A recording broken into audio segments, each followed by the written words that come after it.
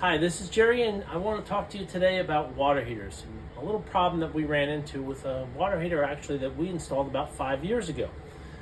This particular customer had a water heater installed by us and did everything right. They had us out every year since the installation of that water heater to service that water heater. And during one of our services, we actually flushed the water heater. We have very hard water in this area, as many people all over the country do.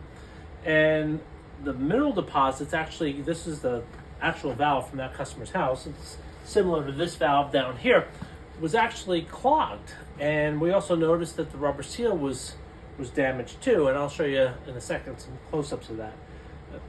And for that reason, we decided to change a policy here at Mannix Heating Cooling. And for every water heater we install, we take this out and we put this assembly in here. And this is why. I'm not sure if you'll be able to see this, but as you can see, the actual hole that the water goes through is minuscule, very small. That white that you see on the inside of the pipe is actually a calcium buildup from the hard water. When we look at the valve from the underside, you can actually see the hole is tiny, and that piece of rubber in there is the seat for the valve that actually stops the water itself. And I'll take that apart here in a sec. Now you can see I have the valve off with the stem out, and if you can see, there is that rubber gasket in there which is totally deteriorated. And that is just after 5 openings and closings, 5 services.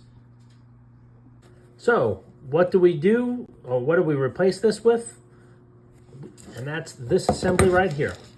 This is a brass nipple along with a brass ball valve that has a stainless steel ball inside of it. This has a threaded end that is accepts a hose thread end, and this is a cap and a little chain so you don't lose your cap. And with this setup, we screw this into where this valve normally went into the water heater. And as you can see inside there, there's a stainless steel ball with a seal, and that's a Teflon or PTFE seal, which is basically Teflon with a glass reinforcement.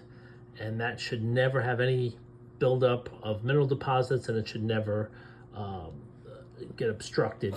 As you watch this, I am opening the valve, and you can see the massive hole that we have compared to the hole in this.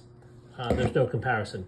So with that, we'll easily be able to drain your water heater on a yearly basis without having any problems. It's why we decided to make this modification on every water heater that we install.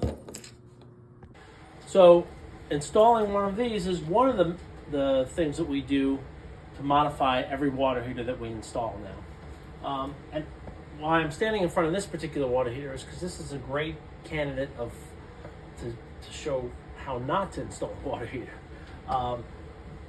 This first thing is the main wire feed, and I like to see it strapped or some types of being secured, but also it has to have a means of disconnect, and it doesn't on this particular one. The electrical panel's in another room.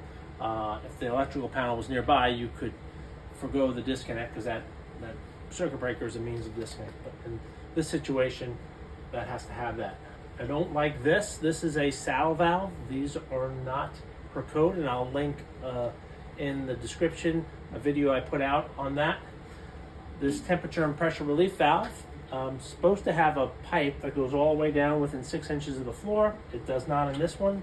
Somebody was lazy and just never hooked it up. And lastly, every water heater has to have a drain pan underneath them. Again, this one doesn't. So those are some things that are wrong with this that you need to look for when installing a water heater. Lastly, on gas water heaters, this is an electric. On a gas water heater, this is allowed by code, but you won't see them on any of the water heaters that we install. And that is a flexible gas connector.